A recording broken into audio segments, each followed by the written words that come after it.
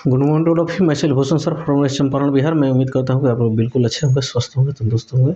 मैं आज medieval history का पार्ट 21 लेकर आया हूँ, जो कि इसके पहले 20 पार्ट मैं ऑलरेडी अपलोड कर चुका हूँ। यदि आप मेरे चैनल पर नए हैं तो सबसे पहले पार्ट 1 से देखिए। उसके अतिरिक्त मैंने मॉडर्न हिस्ट्री को 42 पार्टों में कंप्लीट किया हूँ, उससे भी जाकर देख सकते हैं। बहुत से सारे साइंस और मैथ का भी वीडियो मैं डाल चुका हूँ, जो भारत के हर एक एग्ज़ाम के दृष्टिकोण से मोस्ट इम्पोर्टेंट है। और साथ ही साथ यदि आप मेरे चैनल पर नए हैं तो सबसे पहले मेरे चैनल को सब्सक्राइब कर लीजिए, बेल आइकन को प्रेस कर लीजिए, और ताकि आने वाला जो भी वीडियो सबसे पहले आपके पास पहुंचे। और ज़्यादा से ज़्यादा अपने दोस्तों रिश्तेदारों के बीच में शेयर कीजिए, ताकि उन तक भी इस टाइप की वीडियो पहुंच सके और उसका भी लाभ उठा सके। आज का जो सेशन है बहुत इम्पोर्टेंट होने वाला है, जो कि ये जो सेशन जो चल रहा है भक्ति आंदोलन से है, चल रहा है। भक्ति आंदोलन में कहिए तो पार्ट 3 है। और इस तरह मेडिवल हिस्ट्री मध्यकालीन इतिहास से कहिए तो पार्ट में ये 21वां है। तो ज़्यादा देर ना करते हुए मैं अपने वीडियो को शुरू करने जा रहा हूँ। मीराबाई एक कृष्ण भक्ति से एक महिला उभर के आई, जिसका नाम क्या था? मीराबाई। ये 16वीं शताब्दी के भारत के एक महान महिला संत थी। मीराबाई जो थी 16वीं शताब्दी में ये बहुत महान महिला संत जो थी, जो कृष्ण भक्ति में उभर कर आई। वे मेड़ता के राजा रत्न राठौर के एकलौती पुत्री थी। ये मीराबाई जो थी रत्न राठौर के क्या थी? एकलौती पुत्र थी। इनका विवाह जो है राणासंगा के पुत्र भोज राज के साथ में हुआ था। यानी मीराबाई जो थी, इनके पति यानी हस्बैंड के नाम जो था क्या था? भोज राज था। ठीक, लेकिन ये भोज राज के मृत्यु बहुत पहले हो जाता है, और ये क्या हो जाता है? हो जाती है विधवा हो जाती है। वह जो थे यानी मीराबाई जो थी सगुण भक्ति धारा के कृष्ण के भक्त थी। कौन? मीराबाई। ये था मीराबाई का इतिहास। अब हम लोग अगला जो है सूरदास ये आते हैं। यह एक महान कवि थे। कौन थे? सूरदास जो थे एक महान कवि थे, जो कृष्ण के प्रशंसा के लिए जाने जाते थे। उन्हें अपने कविताओं के माध्यम से कृष्ण की क्या करते थे? प्रशंसा किया करते थे। ये मुगल शासक अकबर के समकालीन थे। कौन?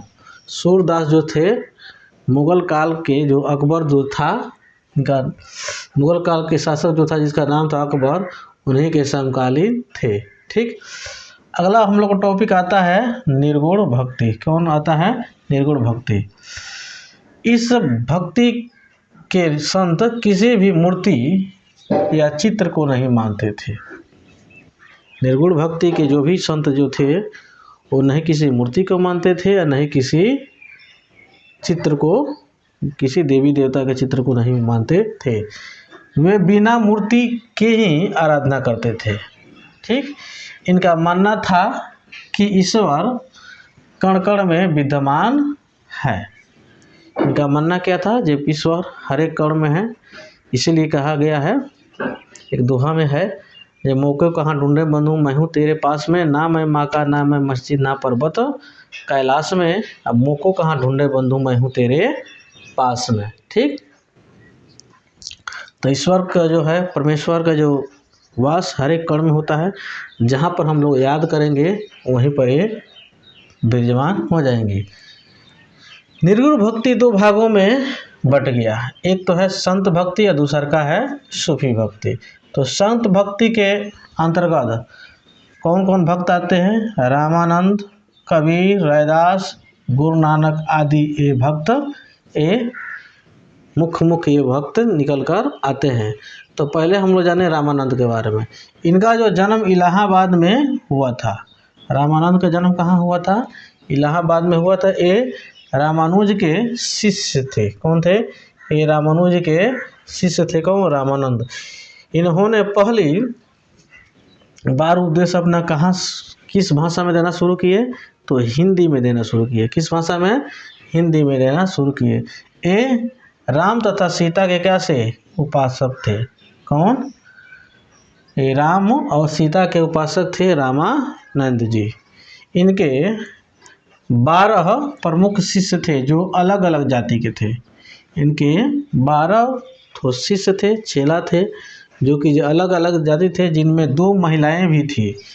2 महिला शिष्या जो थी, एक के नाम था पद्मावती और दूसरा के नाम था क्या? सुरसी, जो कि रामानंद के क्या थी? ये महिला शिष्या थी। कुछ प्रमुख शिष्य तथा उनकी जातियाँ, कुछ हाईलाइटेड जो शिष्य है और उनके कुछ जातियाँ हैं। जैसे कबीरदास, कबीरदास जात में कथी थे? जुल्हा थे। रैदास जो थे जात के चमार थे। ठीक। धन्ना जो थे जात के जाट थे। पीपा जो थे जात के राजपूत थे। सेन जो है जात के नाई थे। दद्दू जो है जात के क्या थे? जुल्हा थे। ये जो थे अलग अलग जातियों के 12 शिष्य थे, जिनमें से मुख्य रूप से जो बार बार परीक्षाओं में पूछा जाता है उन लोग को हम लोग यहाँ पर जान चुके। सिख धर्म, अगला धर्म कौन निकल कर आता है? सिख धर्म। गुरु नानक देव, गुरु नानक देव यह सिख धर्म के प्रथम गुरु थे। सिख धर्म के प्रथम गुरु के नाम जो था गुरु नानक था। यह संत भक्ति के संत थे। क्या थे ये? संत भक्ति के संत थे। इनका जन्म 15 अप्रैल 1969 ईस्वी में तलवांडी में एक खत्री परिवार में हुआ था। किनका? ये गुरु नानक देव का। ठीक। यह स्थान अभी वर्तमान समय में देखा जाए तो ये पाकिस्तान में पड़ गया है। कहाँ पर पड़ गया है? ये पाकिस्तान में पड़ गया है। ठीक। जो नानकाना साहिब से प्रसिद्ध है। अभी जो ये नानकाना साहब के नाम से ये क्या है? प्रसिद्ध है। ठीक। गुरु नानक जो है, गुरु नानक ने सिख धर्म का स्थापना किए थे। तो सिख धर्म के संस्थापक के नाम अगर पूछ देता है तो उनका नाम आता है प्रथम गुरु गुरु नानक देव। और गरीबों को मुफ्त में खाना व्यवस्था शुरू किए। जो अगर गरीब व्यक्ति है तो यहाँ पर आए, जिसको लंगड़ बोला जाता है, वो आकर वहाँ पर फ्री में खा सकते हैं, कोई दिक्कत नहीं है। लेकिन शुरू तो किए, लेकिन सुचारू रूप से चल नहीं पाया, क्योंकि शुरुआत के दौर था, इसलिए सुचारू रूप से अच्छा से चल नहीं पाया। अंतिम समय में उन्होंने करतार साहिब में बिताया। अंतिम जो उनका मरने के समय जब आया तो वो जो समय जो था जहाँ पर बिताया, उस जगह का नाम था करतार साहिब। इन्होंने ही गुरु की परंपरा प्रारंभ की। गुरु नानक देव ने ही गुरु के परंपरा को क्या करते हैं? प्रारंभ करते हैं। इनके कविताओं तथा गीतों का संकलन एक पुस्तक का रूप में किया गया है, जो आदि ग्रंथ के नाम से जाना जाता है। जो इनका कविता था, जो भी गीत था, एक पुस्तक में उसको समाहित किया गया, जिसका नाम है आदि ग्रंथ। प्रकाशित हुआ। इनकी मृत्यु हो जाता है 1539 ईस्वी में। और कहाँ पे? करतारपुर में। ये भी जो कहाँ पर है? अभी पाकिस्तान में भी है। ठीक है। यह बाबर के साथ साथ सल्तनत काल के अंतिम शासक इब्राहिम लोदी और महान संत चैतन्य महाप्रभु एवं कबीरदास के समकालीन थे। अभी समझिए, जो गुरु नानक जो थे ये बाबर के तो समकालीन थे ही, साथ ही सल्तनत काल के जो अंतिम जो शासक जो था इब्राहिम लोदी, इसका भी समकालीन थे। चैतन्य महाप्रभु के समकालीन थे, कबीरदास के समकालीन थे। तो आज के सेशन में इतना ही रहता है। मेरे वीडियो में शुरू से अंत तक बने रहने के लिए, इस सेशन में शुरू से अंत तक बने रहने के लिए बहुत बहुत धन्यवाद। मैं उम्मीद करता हूँ कि आपको ये लेक्चर अच्छा से समझ में आ गया होगा। आप इसे अपने कॉपी में इसको लिखते जाइएगा, ताकि आने वाले समय में यह एक बहुत बड़ा पार्ट बन के आपके पास हो जाएगा और उसका फ़ायदा आप अपने परीक्षाओं में बैठकर उठा सकते हैं। तब तक अगले वीडियो में बहुत जल्द आपसे मिलता हूं। तब तक के लिए जय हिंद, जय भारत।